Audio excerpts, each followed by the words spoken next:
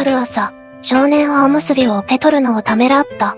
テスト中にお腹が鳴るのが怖いんです。店主はゆっくりと味噌汁をかき回す。お腹が鳴るのは頑張ってエネルギーを使った証拠。うちのおむすびがお腹を鳴らすほど美味しすぎるのが悪いのよね。と店主は腕を組んでおむすびを叱った。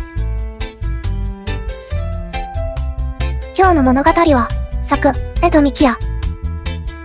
この作品も読んでいただき、本当にありがとうございます。